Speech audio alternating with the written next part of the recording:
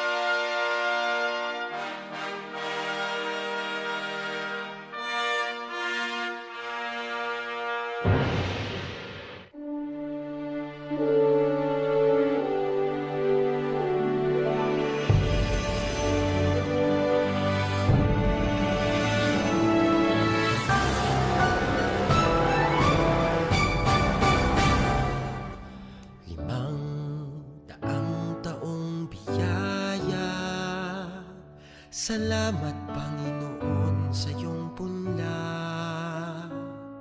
Misyong kaloob sa aming puso.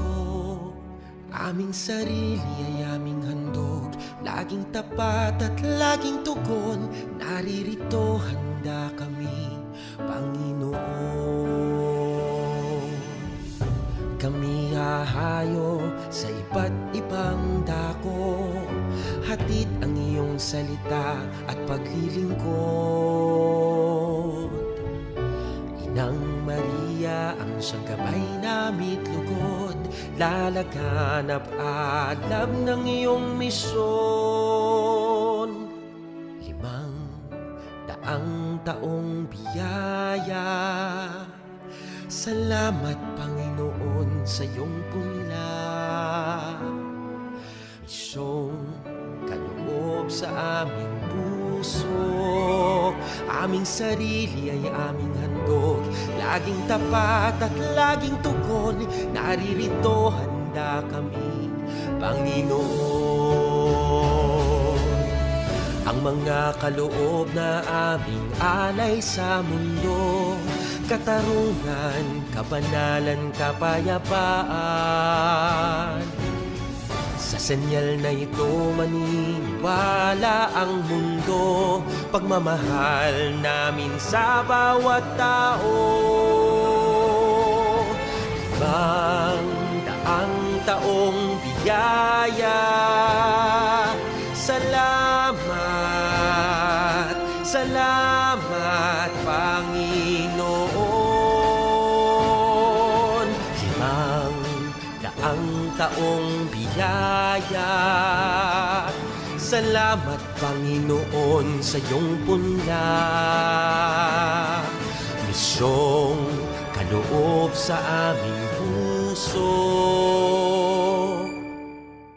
Aming sarili ay aming handog, laging tapat at laging tugon. Naririto handa kami, Panginoon. Naririto handa kami, Panginoon.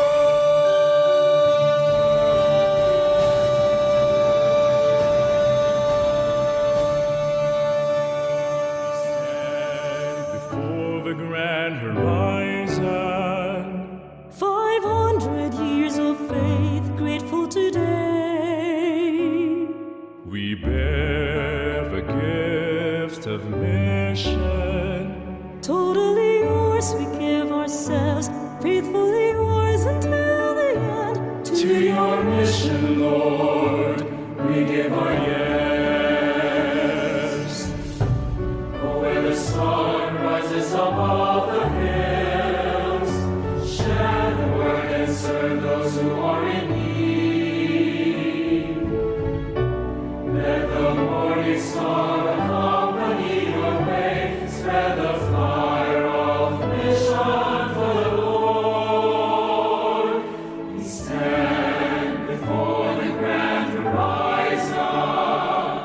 500 years of faith, grateful today. We bear the gift of mission. Not allow the drop of blood to be shed. If we can solve this problem peacefully, that would be the best. Lord, we give our yes. We are gifted to give and live our gifts. Mercy, compassion, justice, and peace. The sign of world today will come to believe is the love we have for one and all. We bear the gift of mission. Mercy, compassion, justice, and peace. We stand before the grand horizon. 500 years of faith, faithful today. We bear the gift of mission. Totally yours, we give ourselves, faithfully yours until the end. To your mission, Lord, we give our yes. To your mission, Lord, we give our yes.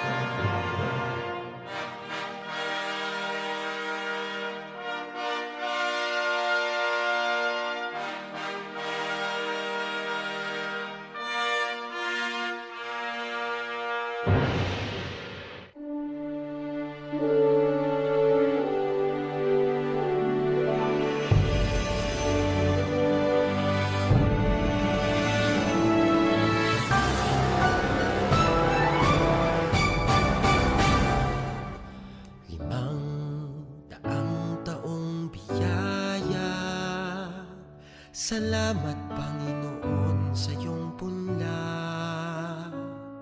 misyong kaloob sa aming puso. Aming sarili ay aming handog, laging tapat at laging tugon. Naririto handa kami, Panginoon. Kami hahayo sa iba't ibang dako, hatid ang iyong salita at paglilingkod. Inang Maria,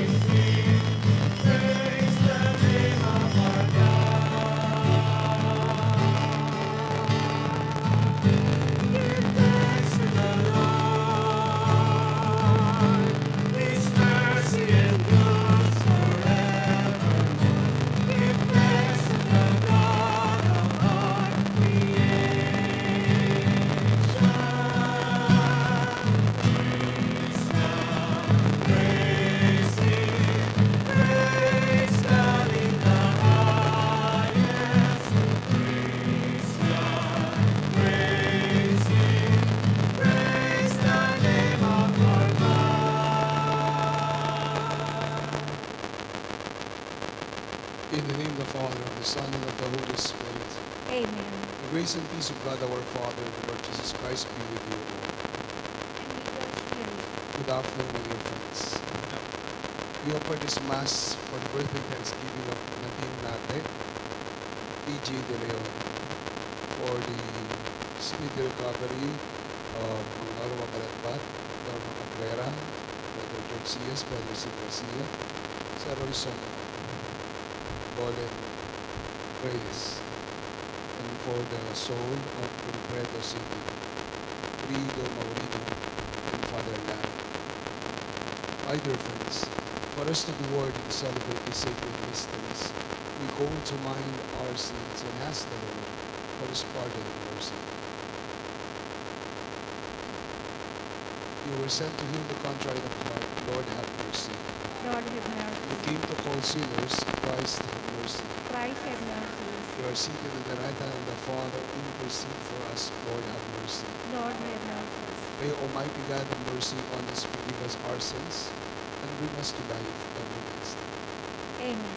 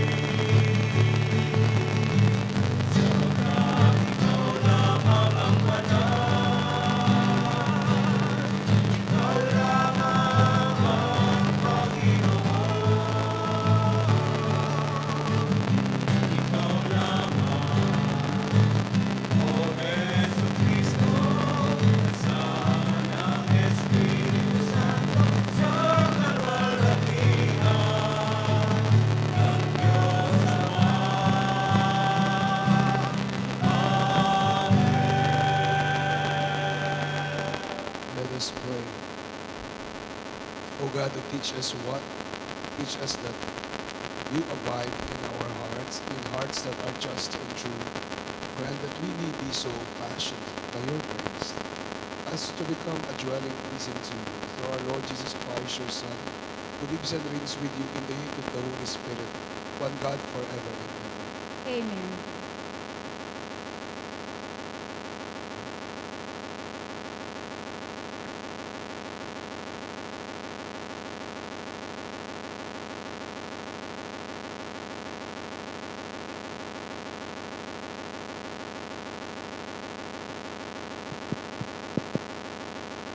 Reading from the book of Leviticus.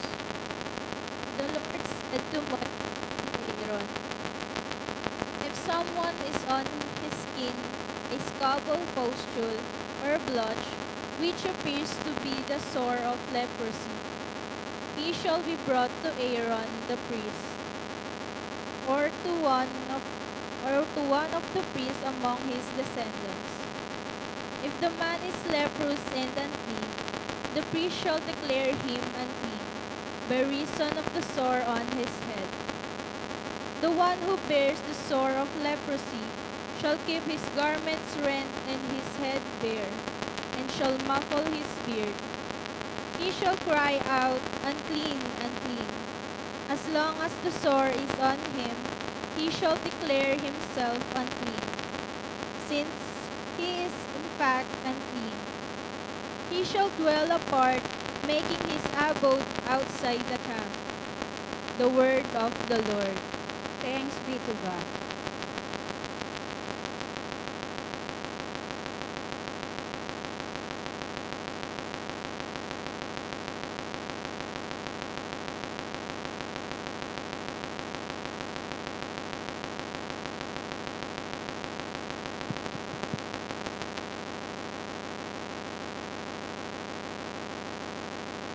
I turn to you, Lord, in time of trouble, and you fill me with the joy of salvation. I turn to you, Lord, in time of trouble, and you will fill me with the joy of salvation. Blessed is he whose fault is taken away, whose sin is covered. Bless the man to whom the Lord imputes not guilt, in whose spirit there is no guilt. I turn to you, Lord, in time of trouble, and you will fill me with the joy of salvation. Then I acknowledge my sin to you.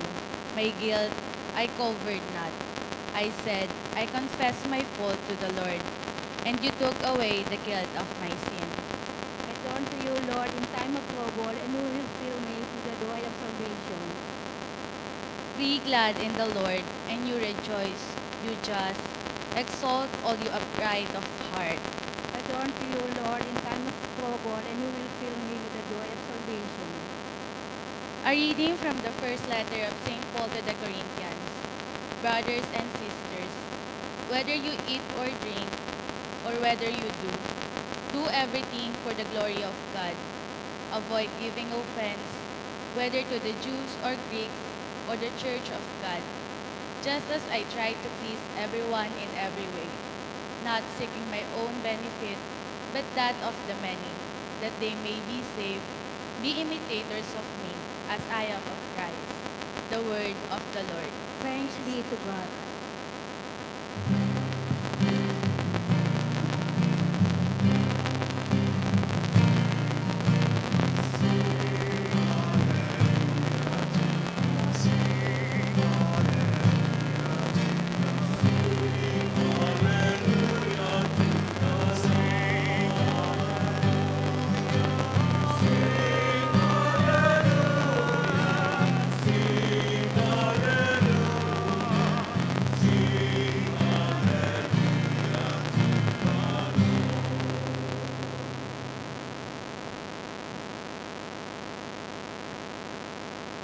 The Lord be with you.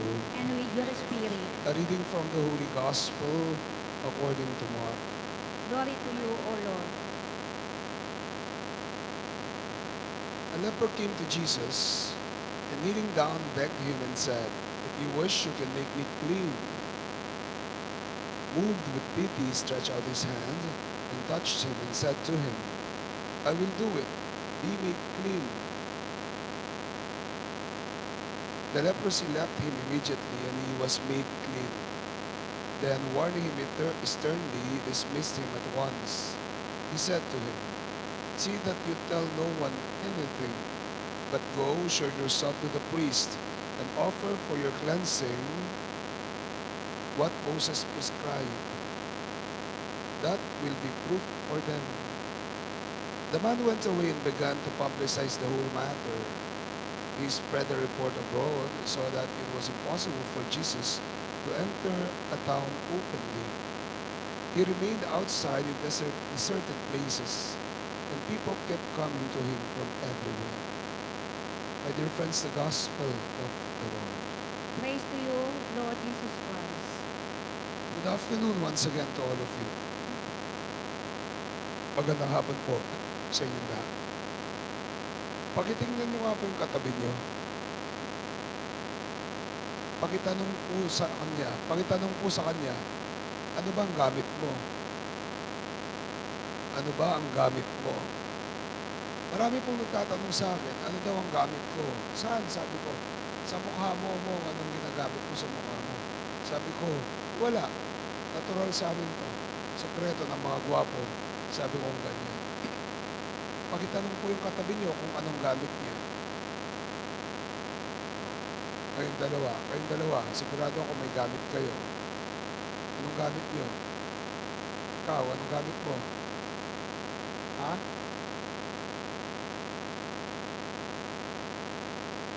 Red tube. Anong red tube mo? Ginaganyan. Red tube. O ikaw, anong gamit mo? Sunrox. Ikaw, anong gamit mo? Ha? Anong gamit mo? Ha? Anong pagawa? Tubig, poso, yung sa'yo. Ikaw, Jem, anong gamit mo? Sige. Kala ko, ano yun? Mantika lang ba? Mantika sa mukha. Anyway, cosmetics industry is one of the booming industries today sa bansa po sa buong mundo. Napakalaki ng cosmetic industry. Bakit? Kasi gustong-gusto ng taong nagpapaganda. Gustong-gusto ng tao na lumilitaw at nagmumukhang maganda sa harapan ng ibang tao. Why?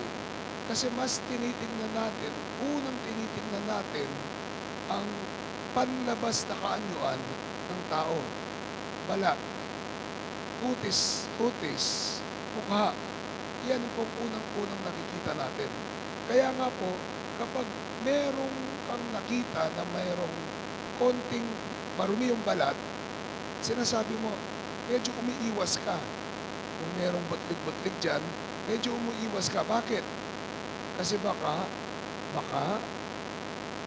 mahawa ka. By the way, alam niyo po ba yung pinagkaiba ng sakit ng mayaman sa sakit ng mahirap? Alam niyo po yung pinagkaiba? Don Joseph, pinagkaiba ng sakit ng mayaman sa sakit ng mahirap. Pag mayaman, nakita ng butlig-butlig dyan, sasabihin, allergies, skin asthma, dermatitis, sabing ganyan. Pero kung mahirap, nasa lubong mahirap at may butlig-butlig, ang sasabihin, ano yan? Kurikong, galis, butlig, bulutong. Yan yung agad nating sinasabi sa kanila. Pero pag meron siyang, ano yan? Herpes zoster. Parang iba yung pandinig, iba sa pandinig. Pero sa panahon ng ating Panginoong Jesucristo, pare-pareho lang po yan. Kahit sa matandang tipan, pare-pareho lang po yan. Anong sabi sa Leviticus, sa book of Leviticus?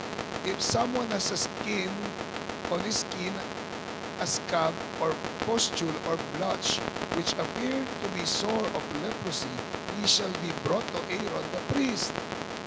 Pare-pareho yan. Ketong para sa kanila. Ketong.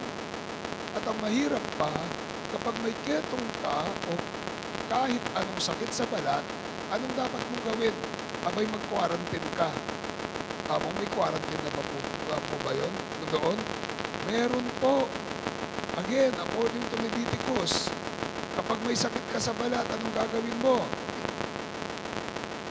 If the man is leprous and unclean, the priest shall declare him unclean by the reason of the sore on his head. So, pupunta ka sa mga frontliners at magpapamarka ka na ikaw ay hindi malinis, ikaw ay may lepra. Pagkatapos anong gagawin sa'yo? He shall dwell apart. He shall wear sackcloth. He shall rent his garments and bare his head. And he shall live outside the camp. He shall dwell apart, making his abode outside the camp. So, hinihiwalay siya. Hihiwalay dapat siya kapag siya ay may ketong. Anong tawag doon? Hindi ba quarantine yun? Ano bang ginagawa natin ngayon? Hindi ba nagka-quarantine tayo? Kaya nga po, minsan merong na-lockdown. Yung kapamilya nila ay nag-positive ng COVID. Ni-lockdown. Tapos sabi niya, nag-chat sa akin, Among, alam niyo naman po yung mga kabaryo natin. Ganyan po, ganyan. Nararamdaman na po namin yung discrimination. Masakit po ngayon, discrimination, kasi baka ka makahawa o baka ka mahawa ng COVID. Pero mas masakit noong panahon ng ating Panginoong Jesucristo sa matandang tipan. Bakit? Hindi ka lang basta aalis o lalayo. Anong gagawin mo? Isisigaw mo na ikaw. Hindi mo lang isisigaw na ikaw ay may lepra. Isisigaw mo na ikaw ay marumi. I'm unclean. Marumi ako. Huwag niyo akong lalapitan. Ano ang masakit sa noong panahon ng Panginoong Jesucristo kapag ikaw ay may lepra? Higit sa sakit na kanilang nadarama sa kanilang balat ay ang sakit na pagturing sa kanila ng sambayanan na marumi. Maliban sa ininda nilang sakit sa kanilang balat, ang mas masakit ay sabihan ka ng marumi, marungis, makasalanan. Marumi, marungis, makasalanan. Pakitingnan nyo nga po yung katabi niyo. Makinis po ba yan? Malinis po ba yan? Huwag na natin tingnan ng katabi pala. Tanungin na lang natin o tingnan na lang natin ang ating mga sarili. Malinis ka ba? Dahil aminin natin at hindi, mga minamahal kong kapatid, whether we accept it or not, whether we admit it or not, aminin natin at hindi, kahit gaano mo pinakakinis-kinis ang iyong balat at ang iyong pupis, meron at merong pagkakataon na tayo'y marumi, marungis sa ating kalooban, sa ating puso, sa ating pagkatao. Aminin natin na gaano man tayo kakinis, gaano man tayo kalinis sa panlabas na kanluan, tayo pa rin. Tayo ay may dumi, may dungis sa ating mismong kalooban at sa ating mismong pagkatao. But then again, let us not lose hope. But we are called to be like the leper in the gospel. Anong ginawa niya? Nanikluhod siya sa Panginoon. At ang sabi niya, Lord, if you wish, I will be clean. Lord, if you wish, I will be clean. At anong sinabi ni Jesus sa kanya? I want you to be clean. At anong ginawa niya? Tinagkan niya. Bawal na bawal po yun. Tinagkan niya. He touched the leper. And the leprosy left him. And he was clean. He was made clean. Mga kapatid, hilingin natin sa Panginoon na sa kabila ng dungis at dumi ng ating kalooban at ng ating pagkatao, hilingin natin sa Panginoon na sana tayo ay magkaroon ng kababaang loob. Kababaang loob na manikluhod sa Panginoon at hilingin sa Kanya, Panginoon, linisin niyo po ako. Lord, if you wish, I will be made clean. Mga kapatid, ito ang panawagan sa atin. Na sa kabila ng dungis natin sa ating pagkatao, nandyan ang Diyos. Nandyan ang Panginoon na handang humagkan sa atin. There is Jesus who is ready to touch us so that we may be clean. So that we may be clean. Hilingin natin sa ating mga panalangin na sana tayo ay tunay na hagkan ng Panginoon nang tayo maging malinis sa ating puso at sa ating kalooban.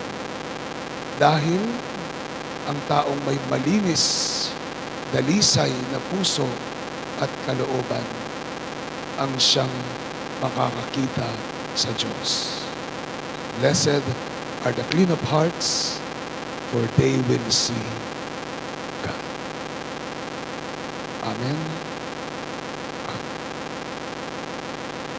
I believe in God the Father Almighty, maker of heaven and earth, and in Jesus Christ, Only Son of our Lord, who was conceived by the power of the Holy Spirit, born of the Virgin Mary, suffered under Pontius Pilate, was crucified, died, and was buried. He descended into the dead, and the third day he rose again. He ascended into heaven and is seated at the right hand of the Father. He will come again to judge the living and the dead.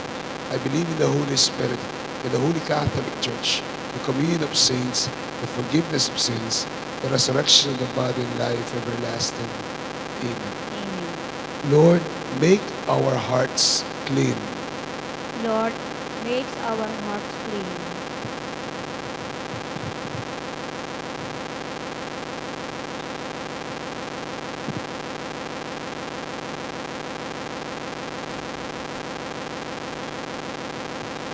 May the Pope Francis, bishops, priests, and deacons lead the flock with the compassionate heart of Jesus, our Savior. We pray. Lord, makes our hearts clean. May political and civil leaders move with compassion to the cries of those who are suffering because of racial and religious discrimination, violence, and terrorism, and render them justice and peace. We pray. Lord, make our hearts clean. May the Lord make us all His instruments to comfort those who suffer, to lift the spirit of the oppressed, and to bring His love and hope to those who broken in body and spirit. We pray. Lord, make our hearts clean. May our society never lose respect for human dignity and life. May we care for and defend the elderly, the sick, the poor, the disabled, the refugees, and children. We pray. Lord, makes our hearts clean. May the Lord welcome our departed brothers and sisters into His kingdom, where they will behold God face to face. Hearts clean. The silence of our hearts, we pray for our own personal intentions.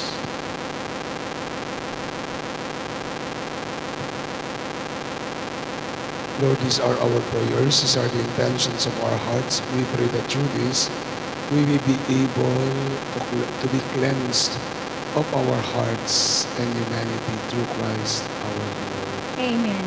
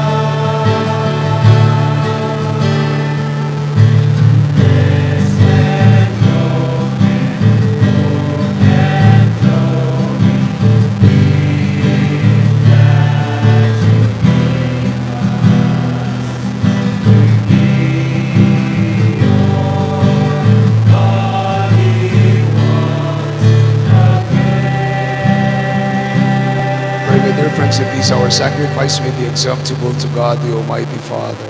May the Lord accept the sacrifice of your hands for the praise and glory of his name, for our good and the good of all his holy church. May this oblation, O Lord, we pray, cleanse and renew us, and may it become for those who do your will, the source of eternal reward through Christ our Lord. Amen. The Lord be with you. And with your Lift up your spirit, hearts. we lift them up Let to us the give Lord. thanks to the Lord our God. It is right and It is just. your right and just, our duty and our salvation, always and everywhere to give you thanks, Lord, Holy Father, Almighty and eternal God. For you so loved the world, and in your mercy you sent us the Redeemer to leave us in all things but sin, so that you might love in us what you loved in your Son. By those whose obedience you have been restored to those gifts of yours, and by sinning we had lost in disobedience. And so with all the angels and saints, we praise you forever.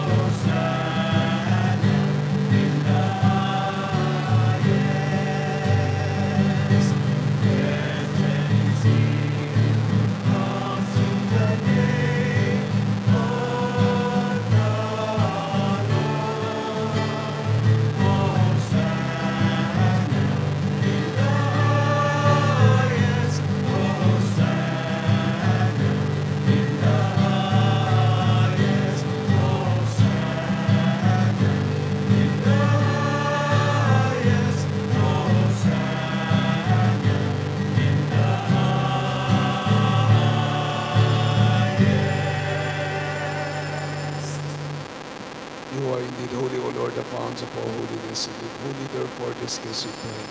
And sending out your Spirit upon them like the dewfall, that they may become for us the body and blood of our Lord Jesus Christ.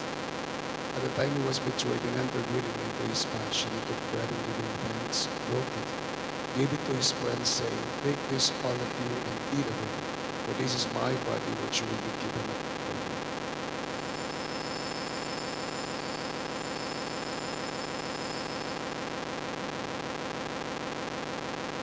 In a similar way, when supper was ended, he took the chalice, and once more giving thanks, gave the chalice to his friends, saying, "Take this, all of you, and drink from it. For this is the chalice of my blood, the blood of the new and eternal covenant, to be poured out for you and for the many, for the forgiveness of sins, to this in the remembrance of me."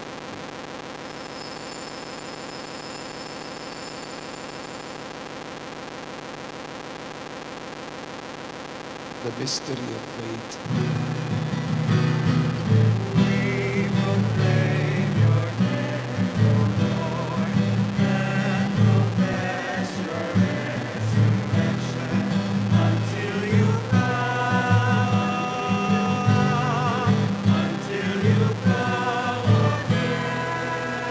Therefore, as we celebrate the memorial of his death and resurrection, we offer, Lord, the bread of life and the chalice of salvation, giving thanks to you and held us worthy to stand in your presence and minister to you. Humbly we pray that partaking of the body and blood of Christ, we may be gathered into one by the Holy Spirit. Remember, Lord, your church spread throughout the world and bring her to the fullness of charity. Together with Francis, our Pope, Florentino, our Archbishop, Ashanis Emeritus, and all the bishops with the clergy and your children whom you have gathered here before your own throne. Remember also our brothers and sisters who have fallen asleep in the hope of the resurrection, and all have died in your mercy. Welcome them to the light of your face. And have mercy on us all, we pray, that with the Blessed Virgin Mary, Mother of God, and our Mother, with Saint Joseph, her most chaste spouse, with the blessed apostles and all the saints who have pleased throughout the ages, we merit to be co-heirs to eternal life, and be praised and glorified through your Son, our Lord Jesus Christ. Through him, with him, in him, the aid of the Holy Spirit, all glory and honor is yours forever and ever. Amen. As one family, we pray to the Father with the words Jesus taught us.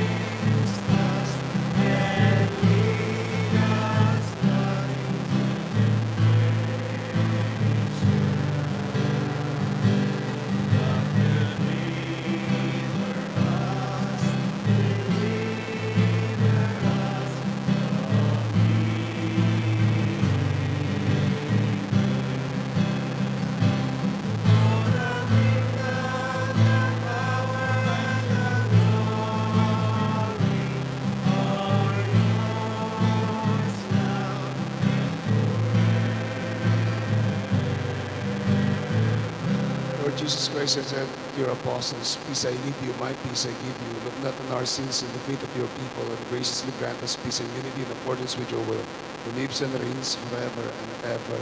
Amen. The peace of the Lord be with you always. And with your To spirit. share the peace of Christ with one another. Peace be with you. Peace be Peace with be you. with you. Peace.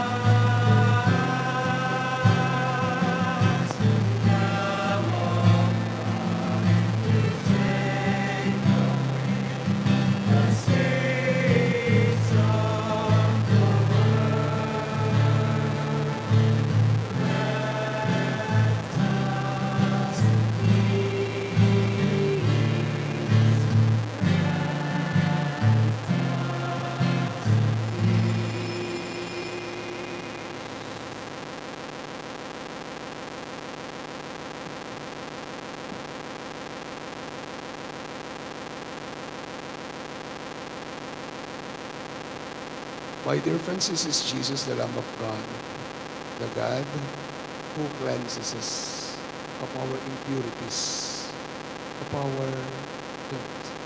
Happy are we invited to join in this holy day. Lord, I am not worthy that you should enter under my roof, but only say the word and my soul shall be healed. Amen.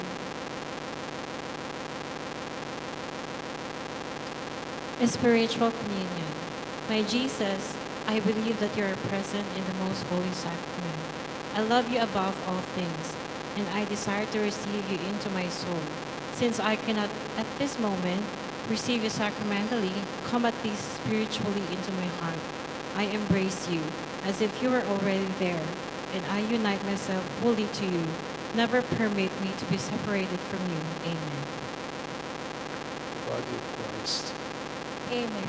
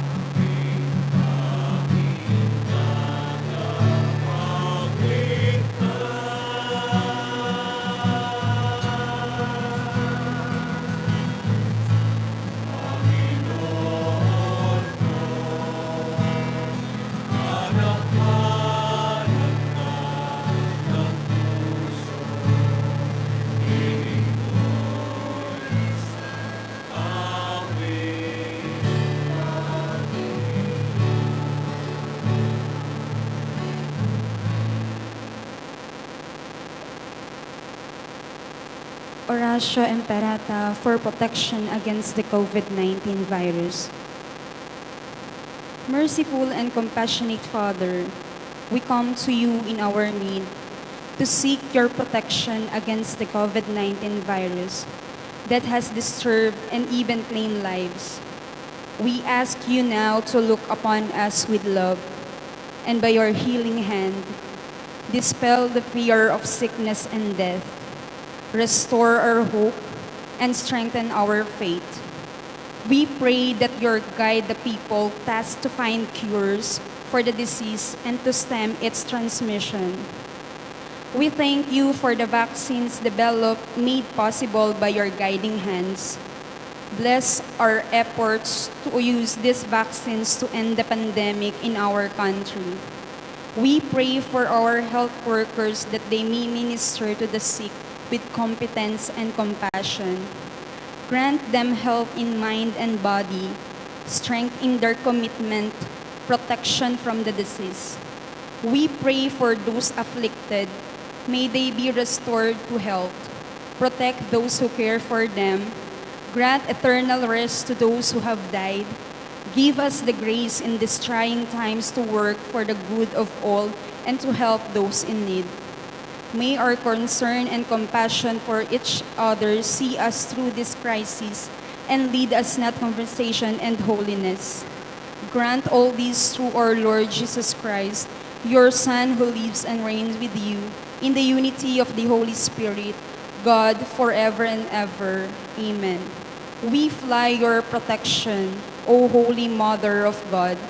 Do not despise our petition in our necessities, but deliver us always from all dangers. O glorious and blessed Virgin. Amen.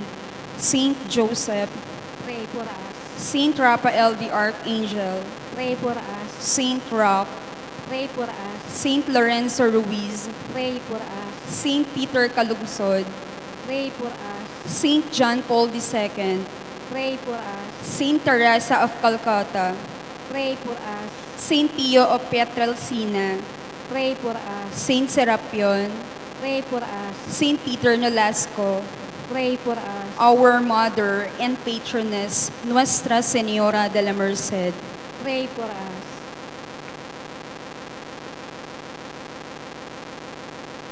Let us pray. Having fed upon these heavenly delights, we pray, O Lord, so that we may always long for that food by which we truly live through Christ our Lord. Amen.